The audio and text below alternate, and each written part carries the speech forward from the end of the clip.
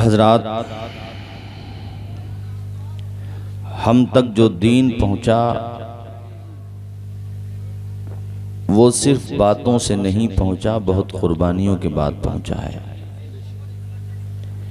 हमारे जवानों को कदर नहीं है इस बात की।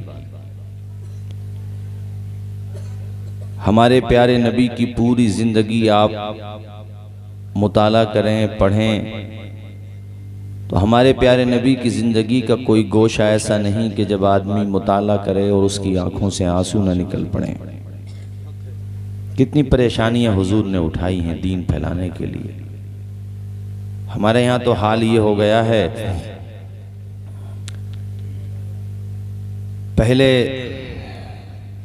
वो ताश के पत्ते होते थे, उसके ज़रिए जुआ खेला जाता था, वो तो चल ही रहा है। उसके अलावा अब मैच के जरिए भी सट्टा खेला जा रहा है।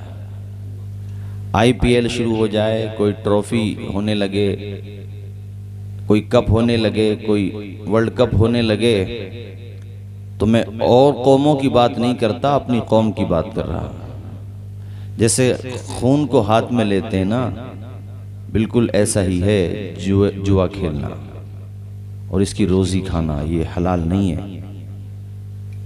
तुम्हारे हिस्से में अल्लाह ने जो रोजी रकम फरमा दी है, कातिब तकदीर ने जो लिख दिया है, जब तक तुम्हें मिल नहीं जाएगा मौत नहीं आएगी तुम्हें। अब ये रास्ता आपको चुनना है कि उसको हलाल तरीके से कमाना है या हराम तरीके से कमाना है। वैसे ये तारीख शाहिद है और तजुर्बात भी हैं कि आज तक कोई सटोरिया जुआरिया पनपता हुआ नहीं देखा गया। अगर वो 5 लाख रुपए जीत ले, जब तक 10 हार नहीं जाएगा चैन के साथ बैठेगा नहीं। मैंने भी अखबार पढ़ा था, मुझे याद नहीं आ रहा कहाँ की बात थी, अपनी बीवी को हार गया जुए में। पहले घर हारा, पैसे तो हार ही गया था।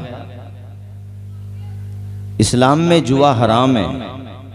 हमारे जवान बच्चे, और मैं उन लोगों पे भी मुझे हैरत होती है यार, जो जिनके बच्चे समझदार हैं और वो बच्चों के सामने ताश के पत्ते खेलते हैं। उन्हें शर्म नहीं आती? अपने बच्चों को ऐसे संस्कार दे रहे हो।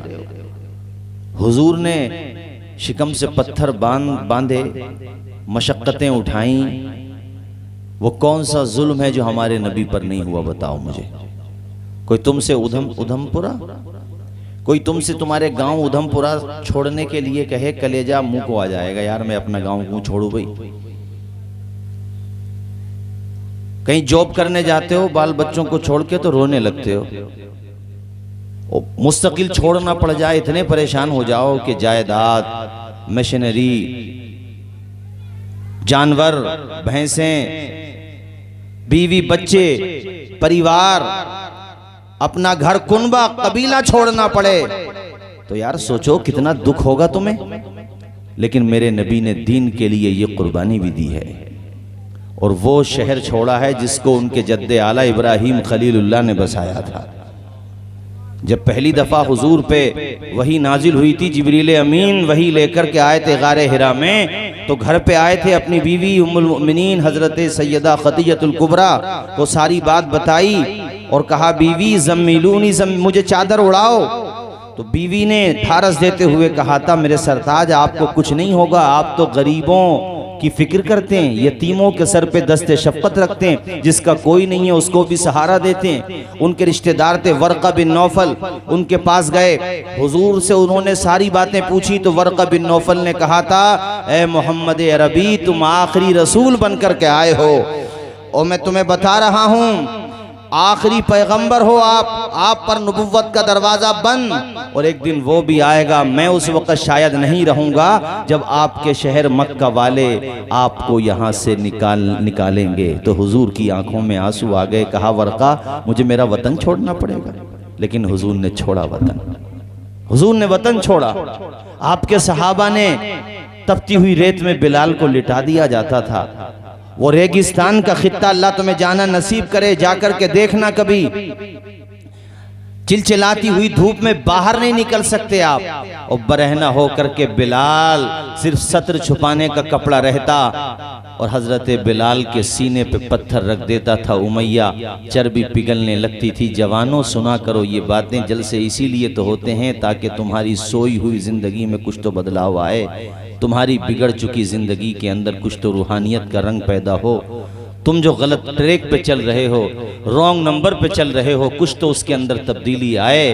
देखो कुर्बानियां, देखो अपने असलाफ की कुर्बानियां देखो। बिलाल हबशी के सीने पे खड़ा हो जाता, फिर भी उसका कलेजा ठंडा नहीं होता। बोरी में बंद करता, ऊपर से उस पर रस्सी लपेटता और वो रस्सी छोटे छोटे बच्चों के हाथों में, या जो लड़कपन थी जिनकी उम्र 10 से 15 साल, उनको देता। और वो छोटे छोटे बच्चे बिलाल को पत्थर मार रहे होते और गलियों में घसीटा जा रहा होता। वो रंग का जरूर काला था, मगर उसके दिल में मुस्तफ़ा की मोहब्बत का उजाला था। वो ऐसा बिलाल, अल्लाह अकबर के फलक का हिलाल भी जिस पे रश करता हो, ऐसे कोई घसीटा जाएगा, ये सब देखो छिल जाता था बदन और चर्बी से चर्बी निकलने लगती, खून रसने लगता। और उमैया उसके बाद कहता मुंह खोलो।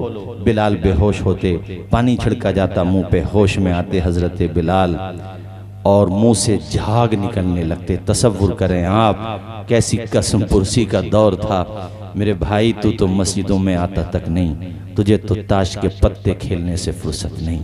इमाम साहब तकरीर करते करते थक गए, मगर तुम सोचते हो ये तो इनका काम है, ये अपना काम करें, हम अपना काम करें। याद रखो मौत का पता नहीं है, तुम्हें ये भी नहीं पता कि तुम सुबह का सवेरा देखोगे कि नहीं। मैं अब 24 तारीख तो लग गई, सुबह का सवेरा देखोगे कि नहीं तुम्हें पता नहीं है, मुझे भी नहीं पता। बहुत सारे लोग हमारी लाइन में भी हुए, तकरीर करते थे, लेकिन भाइयों पता नहीं था कि जिंदगी की आखिरी तकरीर है, मगर दुनिया से चले गए। अल्लाह का जिक्र करते करते अल्लाह हमें आपको भी सबको ऐसी मौत अता फरमाए। बताना ये चाहता हूं कि हजरत बिलाल के मुंह से झाग निकल रहे होते। अब उमैया कहता बिलाल तुझे होश आया, तो आप आंखें खोलते, तकलीफ से पूरा बदन करा रहा होता, आपकी आहें निकल रही होती, मगर रहम की भीख नहीं मांगते थे। उससे ये नहीं कहते थे तू मुझे छोड़ दे। अगर दुआ मांगते थे तो उमैया की तरफ रहम की निगाहों से नहीं देखते थे, अपने खुदा की तरफ रहम की निगाह, रहम की भीख मांगते थे। मौला इस जालिम के जुल्म सितम से मुझे बचा ले मेरे मालिक। उमैया कहता था बिलाल इतना पिटने के बाद तो तेरे अंदर कुछ चेंजिंग आई होगी, अब तो तेरे ऊपर मोहम्मद रबी का रंग उतर गया होगा, ये जो तेरे ऊपर उनका नशा चढ़ा हुआ है, अपने लहजे में वो कहता, वो कुछ उतरा होगा। बिलाल के जो जुमले थे, सुनो मेरे दीनी भाइयों, कलेजे पे हाथ रख के सुनो, कभी महसूस करो इन जुमलों का सोजो गुदाज, इन जुमलों में छुपा हुआ फलसफे इश्क रसूल, कभी महसूस तो करो। हजरत बिलाल कहते थे उमैया जितना तेरा जुल्म बढ़ता है उतना ही बिलाल का इश्क बढ़ जाता है, जितना तेरा सितम बढ़ता है, अरे तेरे सितम के सारे कोड़े खत्म हो सकते हैं, मगर बिलाल हबशी की रगों से मोहब्बत मुस्तफ़ा का लहू ख़त्म नहीं हो सकता। तू मेरे पोरों से नाखून खींच सकता है, मेरे दहन से ज़बान खींच सकता है, मेरे जिस्म से खाल खींच सकता है, मगर तुझे पता नहीं है अता करदा खुदा का रुतबा ए ज़ीशान मत लेना, हमारी जान ले लेना मगर ईमान मत लेना। इन्होंने कुर्बानियाँ इसीलिए दी थीं कि उनके चाहने वाले आगे चल कर के ये गुनाह करें। बाज हमारा भाई ऐसा है जो खिंजीर की तरह नापाक चीज, जैसे खिंजीर खाना नापाक, नजिसुल ऐन, वैसे ही शराब भी, और उसकी हुर्मत कतई, ऐसी बदतरीन चीज मुसलमान के ख्यालो फिक्र में नहीं आना चाहिए। वो उसके कमरों तक कैसे पहुंच गई, वो उसके हाथों तक कैसे पहुंच गई, अरे जहन में भी ख्याल नहीं आना चाहिए शराब का। मेरे नबी पर जब वही नाजिल हुई थी, शराब की हुर्मत स्टेप बाय स्टेप आई थी, आखिर में जब ऐलान हो गया कि अब शराब हराम हो गई, वो जो घड़े, वो जो मशकीज़े शराब से भरे हुए थे, सहाबा ने सब पटक दिए थे रोडों पे आकर के, सड़कों पे पानी की जगह शराब बह रही थी। थी। सारे सहाबा कहते थे हुजूर जो आप कहेंगे वही पिया जाएगा, हम वो हरगिज नहीं पिएंगे जिससे आप नाराज हो जाए, आपका खुदा नाराज हो जाए। तुम्हें क्या हो गया, ऐसी हराम चीजें पीता है मुसलमान, शर्म नहीं आती, गैरत नहीं आती, जरा बराबर खौफ नहीं आता। उम्मुल खबाइस है शराब, बुराइयों की जड़ है शराब। एक रिवायत किताबों में मिलती है कि एक बंदा पहली उम्मतों में बड़ा अच्छा बंदा था, नेक बंदा था, उसको आजमाने के लिए देखो कैसी आजमाइश में गिरफ्तार हुआ। एक औरत ने उसको अपनी नौकरानी के जरिए घर पे बुलाया, वो फिदा हो गई, मगर चूंकि वो नेक बंदा था उसके बहकावे में नहीं आया। किसी बहाने से उसने अपनी नौकरानी या नौकर के जरिए घर पे बुलाया, अंदर से दरवाजा लॉक कर दिया। अब वो नेक बंदा था, वो घबरा गया कि तेरा इरादा क्या है। वो नापाक आज़म लेके बैठी हुई थी। औरत ने कहा या तो तू जो मैं चाहती हूं वो इकदाम कर। उसने हाथ जोड़ना शुरू कर दिए कि ये सख्त गुनाह है, ऐसा किस तरह से मैं स्टेप ले लूं। जानते हो उस औरत ने 3 ऑप्शन रखे। दूध पीता बच्चा था, या तो इसे कत्ल कर दे, या मैं जो कहती हूं वो कदम उठा, या फिर बोतल में या किसी बर्तन में शराब रखी हुई थी वो पी ले। अब उसने सोचा कि गुनाह तो सब हैं ये, मगर जिना बदतरीन गुनाह है, बच्चे को कत्ल करूंगा वो भी बहुत बड़ा गुनाह है। चलो मैं ऐसा करता हूं, इससे जान छुड़ाने के लिए शराब ही पी लेता हूं। उसने ये सोच करके शराब का जाम पिया था कि ये सबसे छोटा गुनाह है, लेकिन जब उसने शराब पी ली तो ऐसा नशा चढ़ा कि उसने कहा और शराब पिलाई जाए। कैसे देखो उसके ईमान का तोता उड़ रहा है, किस तरह से रूहानियत दफन हो रही है। उसने फिर शराब पी, इतना नशा चढ़ा कि उसने बच्चे का भी कत्ल कर दिया और उस औरत के साथ अपना मुंह काला भी कर लिया। इसलिए कहता हूं मुस्लिम मुआशरे में, अब मैं जलसों में जगह जगह जाता हूं तो लोग मुझे बताते हैं कि हजरत ये बीमारी फैल रही है, तो मैं खुदा की कसम सोचता हूं कि शराब जैसी बीमारी कैसे हमारे मुआशरे के अंदर एंटर हो गई, किस तरह से फैल गई ये बीमारी। ऐ जवानों मत बैठो ऐसी जगह जो तुम्हें जहन्नम के रास्ते पर ले जाएं। और माँ बाप से भी कहूँगा बच्चों पे नजर रखो, ये 1 बजे रात को क्यों आता है, कहाँ रहता है, किसके पास रहता है, ये पूरी रात इंटरनेट पे करता क्या है, इसकी कहीं जॉब नहीं है, इसका कोई ऐसा काम नहीं है। उन पे नजर रखो अपने बच्चों पर। अगर तुम्हारे बच्चे तुम्हारी लापरवाही की वजह से बिगड़ जाते हैं तो कयामत के दिन तुमसे भी सवाल किया जाएगा। और तुम्हारे बच्चे तुम्हारी तरबियत की वजह से अगर पेशानी में सजदों की तड़प पैदा कर लेते हैं तो अल्लाह उनके साथ तुम्हें भी सवाब अता फरमाएगा। लेकिन यहाँ ये भी बताता चलूँ, तकरीरें सुनने के बाद आपके हज़रत इमाम साहब मौलाना आसिफ रज़ा कमाली साहब दीगर मसाजिद के आइम्मा खुतबात जुमा में आपको समझाएं और उसका दिल पे असर पड़े। कोई बंदा था, भटक गया था, गुनहगार हो गया था, ताश के पत्ते खेल लिए थे और जुआ खेल लिया था, शराब का जाम पी लिया था, लेकिन दिल पे इफेक्ट पड़ा, घर पे आके रोया, मस्जिद में भी रोया, अल्लाह की बारगाह में गिड़गिड़ाया, उसने तौबा कर ली, उसकी पेशानी में सजदों की सदाकत आ गई और चेहरे पे मुस्तफ़ा की मोहब्बत का नूर आ गया। उसने दाढ़ी रख ली और अपने सर पे अमामा सजा लिया, वो मुस्तफ़ा की मोहब्बत का असीर हो गया, किरदारो अमल की तस्वीर हो गया। पहले शराबी था अब नमाजी हो गया। तो खुदा के लिए उसे ताना न देना, उसे बुरा भला न कहना, बल्कि ये सजदे शुक्र अदा करना, मौला तेरा करम है, तूने एक जहन्नमी को जन्नती बना दिया है, कभी उसको ताना मत देना, इसलिए कि तौबा कबूल करने वाली ज़ात मेरे खुदा की ज़ात है, नेक बनाने वाली ज़ात मेरे खुदा की ज़ात है। ये बात हमने बीच में आपको इसलिए बताई है मेरे साथियों कि आज हमारा मुआशरा अंदर से ताफुन ज़दा हो रहा है। कपड़े अच्छे ज़रूर हैं, क्लब भी लगा हुआ है, बहुत महंगे कपड़े हैं, गाड़ियाँ भी बहुत बर्क रफ्तार हैं, दौलत का भी ठिकाना नहीं, मकानात भी फलक बोस बनते चले बढ़ते जा रहे हैं गोया के, मगर किरदार के हवाले से हम माइनस की तरफ जा रहे हैं। 1-2 नंबर तो छोड़िए, हम माइनस की तरफ जा रहे हैं। ओ भाइयों, मौला अली फरमाते हैं जीनत वो नहीं है जो लिबास से होती है, जीनत तो वो है जो किरदार और इल्म से होती है। आपको उसी तरफ आना होगा। मैं बता रहा था कि मेरे नबी ने कितनी तकलीफें बर्दाश्त की। वही मक्का, जिस मक्का को उनके जद्दे आला ने बसाया था, मेरे नबी ने उस मक्का को दीन के लिए छोड़ा कि नहीं छोड़ा? जरा जोर से बोलो, ऊंचा बोलो, छोड़ा। अच्छा, मैं जो बोल रहा हूं आपके समझ आ रहा? सबके बात समझ आ रही है ना? माशाअल्लाह, अल्लाह खुश रखे, जज़ाए खैर अता फरमाए। सुनो, मेरे हुजूर को इतना उन लोगों ने, ये समझ लो, मजालिम की इंतहा कर दी, इंतहा कर दी मजालिम की। यार इससे ज़्यादा क्या होगा कि ताइफ में हुजूर गए तो अवबाश लड़कों के हाथों में पत्थर दे दिए उन्होंने, और हुजूर के पीछे कमबख्तों ने, उन जालिमों ने उन बच्चों को लगा दिया। मेरे हुजूर की तरफ वो ज़ोर ज़ोर से पत्थर फेंक के मारते, जिनकी दुआ पे फरिश्ते आमीन कहते हैं, बाबे इजाबत खुल जाता है। नबियों ने जिनसे मोहब्बतों का इजहार फरमाया है, उन पे पत्थर बरसाए जा रहे हैं। और आपके नालैन मुबारक जो थे ना, वो खून से भर गए थे। और जब बस्ती से बाहर निकले थे तो सहाबा को आज बड़ा जलाल आ रहा था। सहाबा ने कहा, हुजूर इस कौम की तबाही के लिए आप जरा अपने लबों को तो खोलिए। और आसमान से पहाड़ों का फरिश्ता आ गया, जिसके अंडर में पहाड़ रहते हैं। उसने आकर के कहा, हुजूर सिर्फ लब खोलने की देर है, इस बस्ती का नामो निशान मिटा दिया जाएगा। मेरे हुजूर ने फरफा यदई, हुजूर ने अपने दोनों हाथों को उठाया।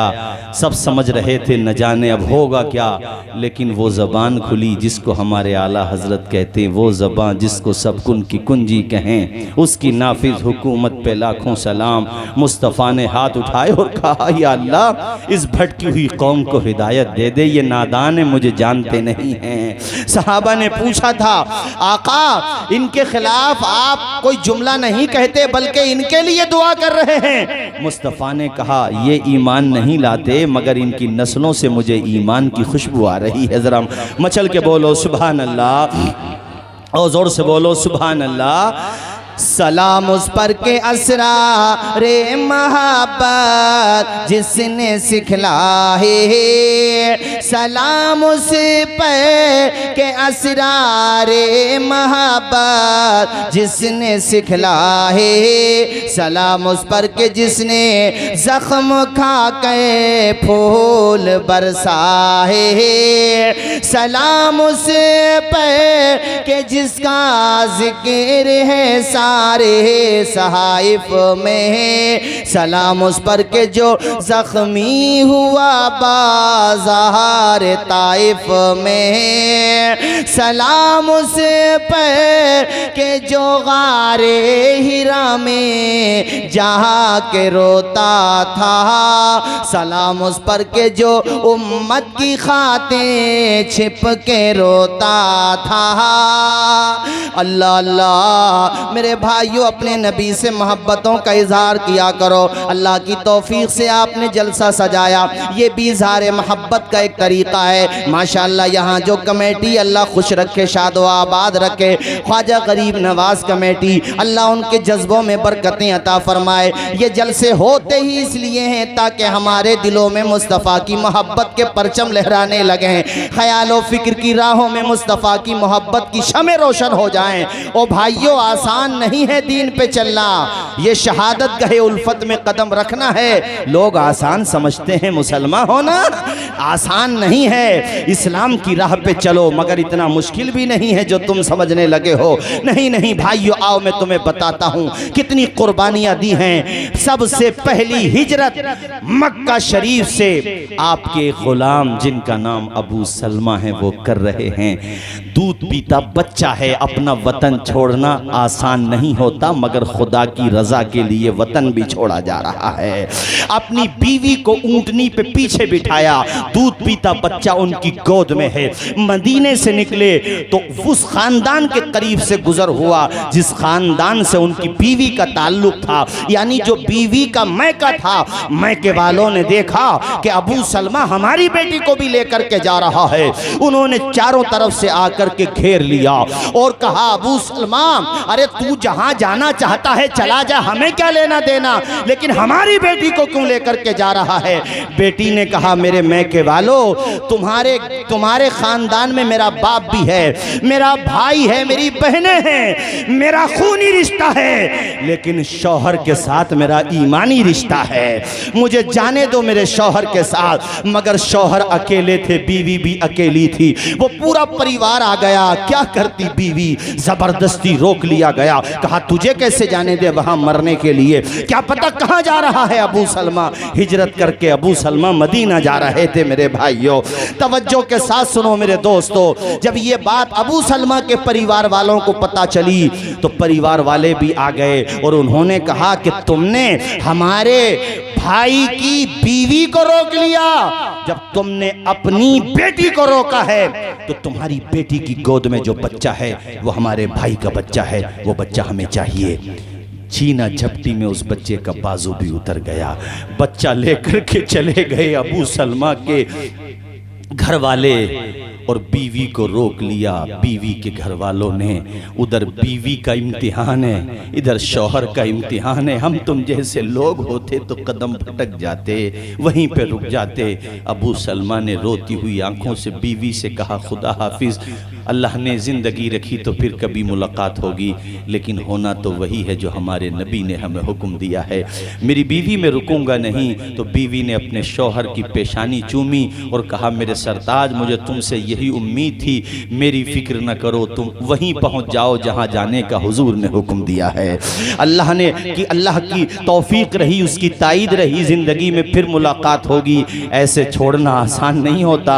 1-2 महीने के लिए बीवी बच्चों को छोड़ के चले जाओ, 2-4 दिन मौलाना आसिफ साहब फोन पे बात ना हो, बच्चों की याद आने लगती है, कोई एसी रूम में सुलाता हो, बेहतरीन इंतजाम करता हो, 10 दिन हो जाएं तो जी चाहता है उड़ के अपने घर पे पहुंच जाओ। यहाँ बीवी बच्चों को छोड़ा जा रहा है, किसके लिए? खुदा की रजा के लिए। क्या तुम अल्लाह की रजा के लिए ताश के पत्ते नहीं छोड़ सकते? क्या तुम अल्लाह की रजा के लिए शराब की आदतें नहीं छोड़ सकते? जलसा कराते हो तो जलसे में इनकलाब लाने की कोशिश करो। मौलाना आसिफ साहब क़िबला खुतबात जुमा में बार बार समझाते हैं, उसको अमली जामा पहनाने की कोशिश करो मेरे साथियों। यार, बात तो तब है जब तुम्हारी रूहों के अंदर बदलाव आ जाए और मुझे फोन करके मौलाना आसिफ साहब कहें कि माशाअल्लाह गरीब नवाज कमेटी ने जो जलसा किया उसका रंग ही अलग रहा, ढंग ही अलग रहा। वो जवान जो मस्जिदों में जुमे के दिन नजर आते थे, पता नहीं जलसे से कैसा इनकलाब आ गया, हर रोज 5 वक्ता नजर आ रहे हैं, हमें हर वक्त नमाज पढ़ते हुए नजर आ रहे हैं। तब मैं भी समझूंगा मेरा आना कामयाब रहा और आपका बुलाना कामयाब रहा। वरना मेरे साथियों, फॉर्मलिटी करने को तो आप रोजाना जलसे कीजिए, मगर बात तो तब है जब ख्याल और फिक्र की राहों में इनकलाब आ जाए, जिंदगी में बदलाव आ जाए। देखो हजरत अबू सलमा का किरदार देखो, बीवी को रोते हुए रुखसत किया, बच्चे को देखा, वो तो दूध पीता बच्चा है। कहा, जालिमो, मेरा बच्चा तो मुझे दे दो या मेरी बीवी को दे दो। परिवार वालों ने कहा, अबू सलमा तू पागल हो गया है मोहम्मद अरबी के लिए, हम तुझे नहीं देंगे। अगर वो तेरा बच्चा है हम मानते हैं तेरा है, मगर इसलिए रोक रहे हैं कि तू हमारे लिए नहीं आएगा, अपने बच्चे के लिए तो आएगा। मगर खुदा का फजल शामिल हाल था और कातिबे तकदीर से गोया के ऐलान हो रहा था, अबू सलमा तू कदम बढ़ाते जा, वो वक्त भी आएगा जब तेरी बीवी भी तेरे साथ आएगी और तेरा बच्चा भी तेरे पास आएगा। बेटा मुख्तसर लगाओ, नारे मुख्तसर लगाओ। सुनो मेरे अजीज साथियों, हज़रत अबू सलमा हिजरत करके मकाम क़ुबा एक जगह है मदीने शरीफ से पहले, यहीं पहले इस्लाम जमा हो रहे थे, सब हिजरत करके यहाँ पे हुजूर के चाहने वाले काफ़ी रहते थे। जानते हो कितने साल की जुदाई रही मियाँ बीवी के अंदर? वो बावफा बीवी थी। अभी बिरादर गिरामी मौलाना आसिफ साहब बीवियों को नसीहत कर रहे थे, मैं भी करूँगा। देखो ऐ बीवियों, सीखना है तो अबू सलमा की बीवी से सीखो। जिस जगह पे जुदाई हुई थी, जिस जगह पे छीना झपटी हुई थी, जहाँ पे शौहर निगाहों से ओझल हुआ था, रोज़ाना बीवी वहाँ पर दिन में आकर के बैठ जाती थी और वहीं किसी महफूज जगह पूरे दिन बैठी रहती, अपने शौहर को याद करती और अपने दूध पीते बच्चे को याद करती। माओ के लिए बच्चे छोड़ना आसान नहीं होता, बच्चों के लिए तो माँ बाप छोड़ना बहुत आसान होता है। वो तो 4-5 बेटे हो गए तो कहते हैं 1 महीना तुम खाना खिला लो, 1 महीना तुम खाना खिला दो। तुझे पता नहीं है तेरे माँ बाप ने तेरे लिए अपना खून पसीना बना करके बहाया है। तू आज अपने बूढ़े माँ बाप को बोझ समझता है, तो आज अपने बूढ़े माँ बाप का टोकना, उनका समझाना बुरा समझता है। जिस दिन तेरा बाप नहीं रहेगा, जिस दिन तेरी माँ नहीं रहेगी, तब तुझे एहसास होगा यार अब मुझसे कोई पूछता ही नहीं कि तू रामपुर से अभी तक क्यों नहीं आया। मैं मर भी गया तो मुझे कोई फ़ोन करने वाला नहीं। एक वो मेरी माँ थी, जब तक मैं घर पहुँच नहीं जाता था माँ खाना नहीं खाती थी, माँ इंतज़ार करती रहती थी। एक दफ़ा मुझे मुनव्वर राना मिले भी 1 महीना पहले, सफ़र में इत्तेफाक से मिल गए। बहुत अच्छे शायर हैं, दुआ सल। मैंने कहा भाई राना साहब आपकी शेर व शायरी तो बहरहाल आपका फ़न है, आपका मैदान है, मगर माँ के लिए आपने जो शेर कहे हैं वो मैं जलसों में पढ़ता हूँ। खैर वो मुझे नहीं जानते थे, बड़े खुश हुए। मैंने पूछा कौन से शेर पढ़ते हो? मैंने कहा मैं आपके ये 4 मिसरे तकरीबन जब भी माँ बाप पे तकरीर करता हूँ तो मुझे याद आ जाते हैं कि बुलंदी देर तक की शख्स के हिस्से में रहती है, बहुत ऊँची इमारत हर घड़ी ख़तरे में रहती है, ये ऐसा कर्ज है जिसको अदा में कर नहीं सकता, मैं जब तक घर न पहुंचूं माँ मेरी सजदे में रहती है। अल्लाह अल्लाह। घर से निकला करो, रामपुर को जा रहे हो, मुरादाबाद को जा रहे हो, दोस्तों को तो कहते हो, सबको कहते हो, एक दफ़ा माँ से भी कह दो माँ मैं रामपुर तक जा रहा हूँ। वो बूढ़ा बाप बेचारा बैठक में बैठा देखता रहता, न पूछना न गछना, किधर जा रहा किधर नहीं, तो उंगली पकड़ के चलता था अपने बाप से। अगर इतना बोल देगा अब्बा जी मैं ज़रा रामपुर तक जा रहा हूँ, मेरे लिए दुआ करना, इंशाल्लाह शाम तक आ जाऊँगा। तुझे क्या पता, तू नहीं भी कहेगा तब भी तेरे लिए दुआ करेंगे, मगर तू कह के जाएगा तो माँ बाप का कलेजा बड़ा हो जाएगा, उनके दिल से दुआएं निकल जाएंगी। वो मुनव्वर राना के मिसरे बहुत अच्छे कहे, हमारे कुछ गुनाहों की सज़ा भी साथ चलती है, अब हम तन्हा नहीं चलते, दवा भी साथ चलती है। और खुदा की कसम ये शेर तो मेरा कलेजा चीर देता है। और मैं अल्लाह से दुआ करता हूँ कि मालिक सबकी माओं का साया दराज रखे, सबके बाप का साया दराज रखे, और जिनके माँ बाप दुनिया से जा चुके हैं मौला उनको कब्रों में राहत व सुकून अता फरमाए। मालिक मौला मेरे वालिद मरहूम की मग़फ़िरत फरमाए, और मेरी वालदा का साया मेरे सर पे तादेर कायम व दायम फरमाए। मेरा कलेजा फटता है ये सोच करके कि एक बेटे के लिए उससे बड़ा गम क्या होता है जब वो अपने बाप का जनाजा उठा रहा होता है। हाँ आज भी है ऐसी औलाद, आज भी है जो अपने माँ बाप के इशारे अबरू पे गर्दिश करते हैं, कमा के लाते हैं तो दौलत अपनी अम्मा के हाथ में रख देते हैं, माँ दुआएं देती है। कोई माँ कोई अपने हाथ में थोड़ी रखेगी दौलत आदिल भाई, वो तो पलट के तुम्ही को दे देगी, मगर माँ खुश होती है कि मेरा मौलाना बेटा, ये मेरा डॉक्टर बेटा, ये मेरा कमाने वाला बेटा, मेरा मजदूर बेटा, ये 30 साल का हो गया मगर इसका बचपना नहीं गया, ये जैसा था वैसा ही है। अरे तुम माँ से दुआएं ले ले। हम जलसों में जाते हैं तो लोग हमसे बड़ी दुआएं कराते हैं, कदमों को भी चूम लेते हैं, खुदा के बंदे हाथों को चूमते हैं। अरे क्या रखा है इन हाथों में, क्यों चूमते हो यार इन हाथों को? एक ईमानी रिश्ता है, मुसाफा कर लो वही काफ़ी है। हमारे लिए वैसे काम न करो जिससे गुरूर व घमंड के रास्ते खुलने लगे, बल्कि हमें वैसा ही रहने दो जैसे हैं। हाथ चूमने हैं तो तन्हाइयों में माँ बाप के चूम लिया कर, हाथ चूमने हैं, बाहर से आया है, बाप सो रहा है, उसके कदम चूम ले। बाप देखेगा मेरा बेटा मेरा पांव चूम रहा है, तू तो आ जाएगा सो जाएगा। अल्लाह की कसम तेरा बाप उठ करके खुदा की बारगाह में हाथों को उठा देगा, मौला मेरे बच्चों का नसीबा अच्छा कर दे, मेरे बच्चों की दुनिया भी अच्छी कर दे, जन्नत भी अच्छी कर दे। यार माँ बाप की दुआएं औलाद के हक में ऐसे कबूल होती हैं जैसे नबियों की दुआएं उम्मतियों के हक में कबूल होती हैं। और भाइयों दुआएं ले लो अपने बूढ़े माँ बाप की, उनसे मोहब्बतों का इजहार कर लो। वो शेर सुनो जो मैं तुम्हें सुना रहा था, घर से निकला करो दुआएं लेके निकला करो, सर पे दस्ते शफ़क़त रखवा लिया करो। अल्लाह अकबर। घर से निकलोगे तुम्हें फ़ायदा मिलेगा। वो मैं तुम्हें शेर सुनाता हूँ, हमारे कुछ गुनाहों की सज़ा भी साथ चलती है, अब हम तन्हा नहीं चलते, दवा भी साथ चलती है, और अभी जिंदा है माँ मेरी, मुझे कुछ भी नहीं होगा। मैं घर से जब निकलता हूँ दुआ भी साथ चलती है। मैं घर से जब निकलता हूँ, जरा पढ़ दें आप भी, मैं घर से जब निकलता हूँ दुआ भी, सारे लोग पढ़ दें दुआ भी अल्लाह खुश रखे। मुझे अच्छा लग रहा है कि माँ बाप के नाम पर अल्हम्दुलिल्लाह ये हमारे बिरादर गिरामी माशाल्लाह, ये मेरे दोस्त के भी भाई हैं और माशाल्लाह मुझे बड़ी खुशी होती है।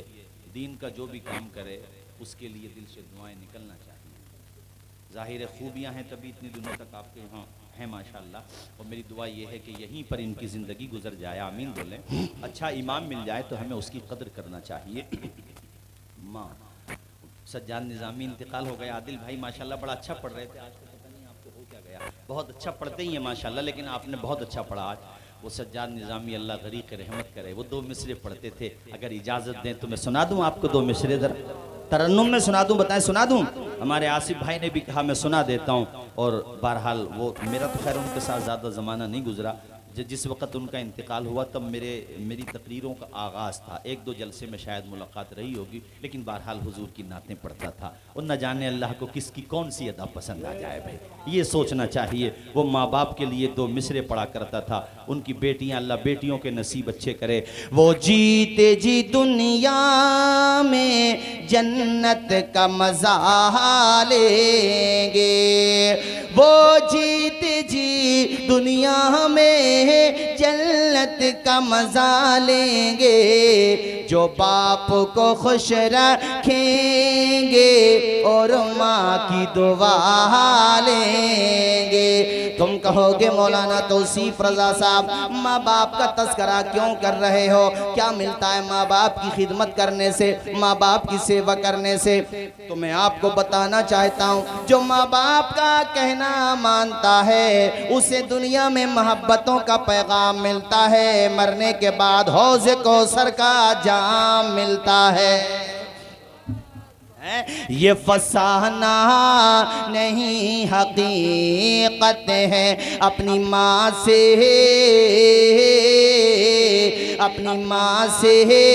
जिसे मोहब्बत है, गौर से पैर तू क्यों नहीं कहता, गौर से पैर तू क्यों नहीं कहता, माँ के कदमों के नीचे जन्नत है।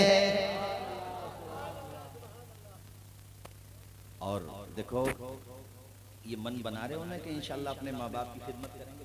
और नौजवानों तुमसे भी कह रहा हूँ अपने माँ बाप से कोई बात डांट देते हैं, माँ बाप तो माँ बाप हैं, कमा भी तो रहे। जलसों में माँ बाप होती है, जो हिस्सा भी होना भी चाहिए, लेकिन थोड़ा सा तस्करा ना बाप का भी ज़रूरी है, चूँकि भाई रुतबा तो माँ का ज़्यादा है बिलाशुबा, लेकिन बाप भी जन्नत का दरवाज़ा है। बात क्या है कि वो माँ जो है सिन पे नाजुक है और माँ के अंदर जज्बात ज़्यादा होते हैं, मोहब्बत का तला, तो माँ बेतकल्लुफ़ हो जाती है बच्चों से। बाप क्या है अपना भरम बनाता है, वो ये सोचता मैं बेतकल्लुफ़ हो गया तो कहीं मेरा बेटा बिगड़ ना जाए। और बाकी मोहब्बत मैंने एक बाप को देखा, मैं जलसे में गया तो मिलने आए मुझसे, अकेले में मिले बेचारे, वो इतना मौका नहीं मिला तो फिर किसी तरीके से बहरहाल वो जहाँ मैं सो रहा था पहुँच गए। बड़े रोए जा करके कहने लगे हजरत मेरे पास एक ही बेटा है और उसके दिल में कोई प्रॉब्लम थी, दिल में वाल पड़ने थे, कोई परेशानी थी दिल में, बड़े रोए, बहुत देर तक रोते रहे और बिलक बिलक के रोने लगा। मैं सोच रहा था या अल्लाह तेरा कितना करम है, तूने दुनिया में बच्चे को भेजा तो लावारिस नहीं भेजा, बाप जैसी शफकत अता फरमाई है तूने।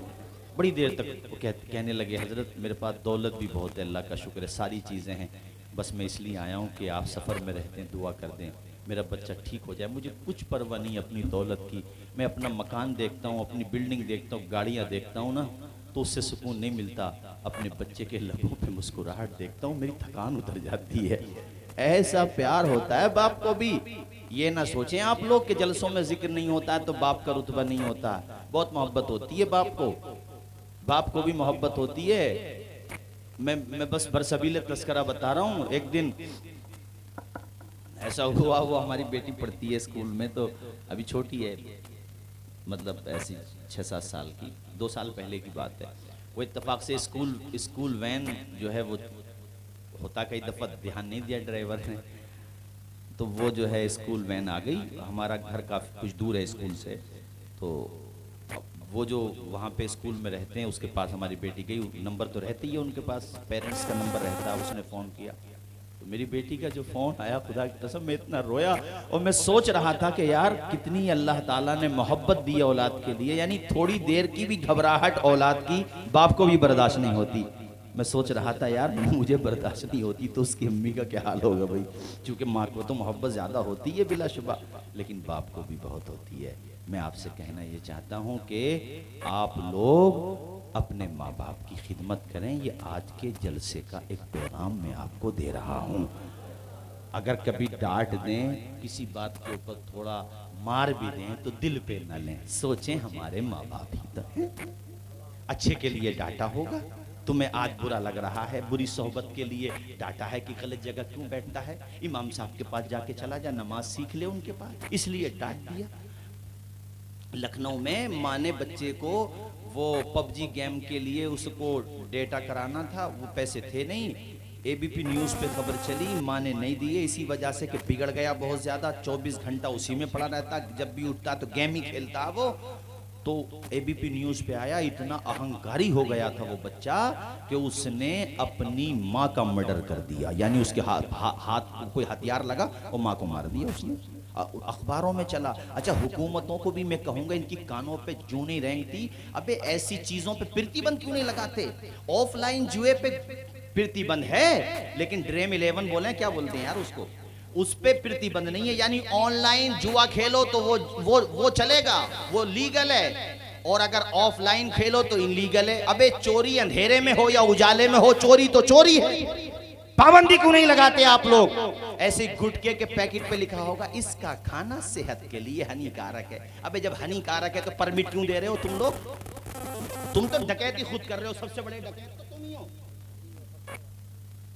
शराब की दुकानों पे लीगल एतबार से शराब की दुकानें खोली नहीं जा सकती, ये जो रोडों पे नजर आती हैं आपको इलीगल है सब ये, मगर पैसा कमा रही गवर्नमेंट। क्या यार तमाशा है, लोगों की स्वास्थ्य के साथ खिलवाड़ हो रहा है, सेहतें खराब हो गई। ऐसे ही पबजी गेम के बारे में बताते हैं लोग कि उस पे लिखा हुआ होता है इसकी कृपया करके इसकी आदत न डालें, लत पड़ने पर आपको नुकसान पहुंच सकता है। इन गधों से कोई ये पूछे, अबे तुम हाथ में माचिस की तिल्ली दे रहे हो और कह रहे हो कि जलाना मत वरना नुकसान हो सकता है, अबे नुकसान तो हो गई जब जलागा तो वो। और हमारे उलमा अगर इसके खिलाफ बोल दें ये तो आजादी के खिलाफ है। इन मुर्गी वालों से कोई ये पूछे, अबे तुम जानते हो आजादी क्या होती है? आजादी है औरतों को नाइट क्लबों में नचाने का नाम तुम आजादी समझते हो? बच्चों को बिगाड़ देने का नाम तुम आजादी समझते हो? छोटे छोटे बच्चे माँ बाप के सामने जबान दराजी करें, इसको आजादी समझते हो तुम? अरे आजादी का पैगाम देखना है तो आ मेरे नबी के दामन करम से वाबस्ता हो जा। देख मेरे नबी ने बताया, बेटी है तो तेरे लिए रहमत है, औरत बेटी है तो बाप के लिए, और इतनी बड़ी रहमत के 3 बेटियां हैं, तुम पढ़ा दो, शादी कर दो, अच्छी तरबियत दे दो, नबी कहते हैं अल्लाह तुम्हें जन्नत देगा। 2 हैं तब भी, और अल्लाह के करम से उम्मीद रखो 1 है तब भी। और यही औरत बहन है तो भाई के लिए रहमत है, और यही औरत बीवी है तो शौहर के लिए रहमत है, और यही औरत माँ है तो उसके कदम के नीचे जन्नत है। इस्लाम ने दी है औरत को इज्जत। तुम क्या जानो इज्जत क्या होती है? बात बहुत आगे बढ़ गई, मगर चूंकि आप दिलचस्पी से सुन रहे हैं इसलिए मैंने गुफ्तगू का दायरा थोड़ा सा वसी कर दिया। अल्लाह आप सबको खुश रखे, आपकी आंखों से जज्बात जो दिल में थे वो दिल के पैमाने जो आंखों से छलके मेरा खुदा चाहेगा तो हमारी बख्शिश का सामान बना देगा। अपने माँ बाप से मोहब्बत करना बता रहा था, हज़रत अबू सलमा की बीवी, भूले तो नहीं हैं आप लोग? भूले तो नहीं हैं? अच्छा, इसको याद रखेंगे या भूल जाएंगे? इंशाल्लाह इंशाल्लाह। अबू सलमा की बीवी रोज़ाना वहीं पे आके बैठ जाती जहाँ पे जुदा हुई थी। कितने दिनों बैठी पता है आपको? 1 महीना, 2, 3, 4, 5, पूरे 12 महीने तक का ये सफ़र रहा। एक दिन हजरत घर वालों को भी ख्याल आ गया, यानी उनकी बीवी का जो परिवार था, जो मैका था, उन्हें तरस आ गया, इतनी रोती रहती थी। बीवियों अपने शौहरों से ऐसी मोहब्बत करो जैसे कि अबू सलमा की बीवी ने की। सब कुछ लाड भी मिल रहा, प्यार भी मिल रहा, मगर शौहर का प्यार नहीं है तो बीवी बेकरार है, बच्चा नहीं है। कभी अपने घर पे कोई बात हो जाती है ससुराल में तो उसकी शिकायत मैके में मत करो, छोटी छोटी बातों की मत करो। ये सोचो कि मेरे शौहर के जो माँ बाप हैं या यही मेरे माँ बाप हैं, और तुम ऐसा किरदार अपनाओगी ना, वो कितने ही संगदिल होंगे, एक दिन उनको भी ये तरस तो आएगा यार कितनी अच्छी हमें बहू मिली है, हमने कितना जुल्म कर लिया। तो इंशाल्लाह वो तुम्हें बेटी का दर्जा दे देंगे, और जब वो तुम्हें बेटी का दर्जा देंगे तो वो घर कभी बिगड़ेगा नहीं बल्कि जन्नत का बाग बन जाएगा। और ऐसे ही शौहर के माँ बाप से भी कहूंगा, अगर तुम्हारे घर में दुल्हन थोड़ा सा जहेज कम भी लाई है तो यार नजरअंदाज करो। तुम जहेज से शादी की है या तुमने औरत से शादी की है? अगर कुछ कम भी लाई है तो मत दो ताना उसे। ये सोचो कि हमारी बेटी ही तो है, हमारे बेटे की बीवी है, अब इसके माँ बाप हम ही हैं। जब तुम उसे माँ बाप जब तुम उसके लिए माँ बाप का प्यार बन जाओगे ना, तो फिर वो घर जाकर के बोलेगी अपने मैके में कि खुदा सबको ऐसी ससुराल दे जैसे अल्लाह ने मुझे ससुराल दी है। मैं ये चाहता हूँ, मेरी कौम में जब तलाकों के मैटर होते हैं बड़ी तकलीफ होती है। तलाकों के मैटर पहले लोअर कोर्ट में जाते हैं, फिर डिस्ट्रिक्ट कोर्ट में जाते हैं, और फिर हाई कोर्ट में, उसके बाद सुप्रीम कोर्ट में। मजाक किसका उड़ता है? शरीयत का। तो मत करो ऐसी हरकत। गुस्से में हो, जाओ हजरत मौलाना आसिफ साहब क़िबला के पास, पहले सल्यूशन लो। घर जलाने के बाद अब ये नहीं कहा जाएगा हजरत कोई तरीका है जो घर अब बच जाए, अभी वो तो जल गया, अब क्या बचेगा।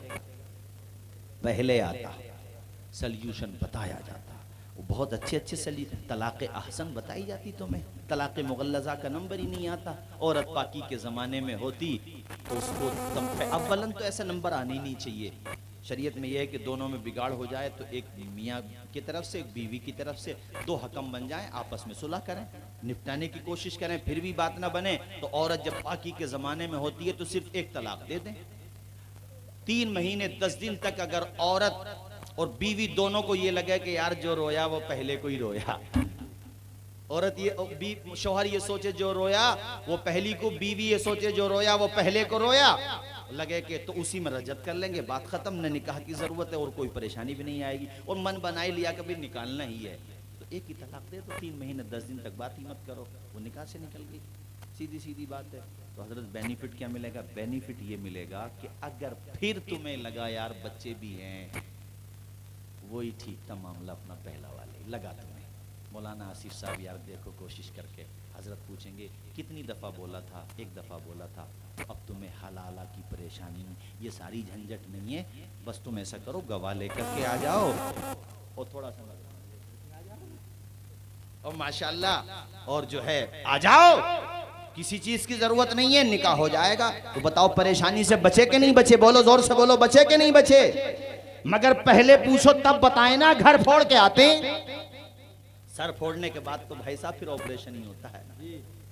सर फोड़ के आओगे तो फिर अस्पताल ही जाओगे, घर बिगाड़ के आओगे तो फिर देखो परेशानियां पड़ेंगी। इसलिए मैंने पैगाम दिया 1 साल तक उनकी बीवी फिर घर वालों को ख्याल का, ठीक है तू चली जा, जहां जी चाहता है वहां चली जा। रो रो के बुरा हाल कर लिया तूने। जब परिवार वालों को पता चला, अबू सलमा के घर वालों को, तो वो भी बेटा लेकर के आ गए। खुदा ने उनके दिल में भी रहम डाल दिया, बेटा मिल गया बीवी को। और बीवी जो है कहा मुझे कोई सवारी तो दे दो, मुझे यसरफ जाना है। ये ऐसा नहीं था जैसे रामपुर से मुरादाबाद चले गए, नहीं, 350 मील की मसाफत है। साथ में किसी को भेजा नहीं उन्होंने कि तू जाना, अब तुझे जाना ही है तो जा, जिसका तूने कलमा पढ़ा उसी के भरोसे पे जा। वो कैसी वफादार बीवी थी, अल्लाह के भरोसे पे चल पड़ी। सुभान अल्लाह बोलो जरा जोर से, सुभान अल्लाह। कोई नहीं है, बस अपना बच्चा है। अल्लाह अल्लाह। अकेली जा रही हैं हजरत अबू सलमा की बीवी। रास्ते में देखो एक गैर मुस्लिम है, अभी मुसलमान नहीं हुए, इनका नाम है उस्मान बिन तलहा। इन्होंने देखा तो पहचान लिया ये हमारे अरब की बेटी है, कबीला हमारी तरफ की लड़की है ये। करीब गए, कहा बेटी तू कहाँ जा रही है? क्या ऐसे ऐसे बात है? तो वो भी रो दी। हालांकि देखो मुसलमान नहीं थे मगर दया आई उन्हें, और कहा तू अकेली नहीं जा सकती, मैं तुझे छोड़ करके आऊँगा। ऊँटनी की नकेल पकड़े रहे, यहाँ तक के वो दिन भी आया। उधर जब शौहर को पता चला 1 साल के बाद मेरी दुल्हन आ रही है, मेरी बीवी, मेरी शरीक है हयात, तो वो भी आ गए मकाम कुबा के बॉर्डर पे। आ जाते थे रोज़ाना कि इससे जाएंगे ना आप, ऊँट से, घोड़े से, इसकी सवारी से मेरे ख्याल से 12 दिन लगते हैं, 12 दिन। हाँ, तो बहरहाल वो सवारी पहुंची। उस्मान बिन तलहा की बड़ी तारीफ करती थी अबू सलमा की बीवी कि मैंने ऐसा शख्स नहीं देखा जिसने हर चीज का ख्याल रखा। जब सोने का वक्त हो जाता तो दूर जाकर के सोता। और ये उस्मान बिन तलहा बाद में मुसलमान भी हो गए थे। बोलो मचल के सुभान अल्लाह, जरा जोर से बोलो सुभान अल्लाह। कितनी कितनी परेशानियां उठाई तो मैं बताना ये चाह रहा हूं, कैसी कैसी मशक्कतें उठाई। इंशाल्लाह फिर आऊँगा तो तफसील से बताऊँगा। फ़िलहाल सिर्फ इतना समझो कि अब वो दिन भी आया कि जब हुजूर ने हिजरत का प्रोग्राम बनाया और अबू बकर के पास दिन में आए और कहा, अबू बकर आज रात में किसी वक्त आना होगा और ऐसे ऐसे चलना है। उधर नबी के दुश्मनों ने, अमन के दुश्मनों ने, इंसानियत के दुश्मनों ने ये मीटिंग की कि मोहम्मद अरबी को कत्ल किया जाए। बोलो माज़अल्लाह, जोर से बोलो जरा। मगर फानूस बन के जिसकी हिफाजत हवा करे, वो शम्मा क्या बुझे जिसे रोशन, जरा जोर से बोल दें, जिसे रोशन। 40 दुश्मनों ने मेरे नबी का घर घेर लिया। कितने दुश्मनों ने? CCTV से भी ज्यादा सख्त सिक्योरिटी है। 40 का मतलब हो गया 80 आंखें। कितनी आंखें हो गई? दरवाजे पर चारों तरफ से तलवार बाहर है नियाम से कि अंदर से निकलेंगे हम हमला करेंगे। उधर नबी अंदर बुलाते हैं अली को और कहा, अली 2 जिम्मेदारियां दे रहा हूं, देखिए मेरी चादर ओढ़ के सो जाओ आराम से, और ये कुछ पैसे मैं तुम्हें दे रहा हूं, ये पैसे तुम्हें उन तक पहुंचाना है जिन्होंने मेरे पास अमानतें रखी हैं। मेरे नबी जा रहे हैं मगर किसी की अमानत लेकर के नहीं जा रहे हैं।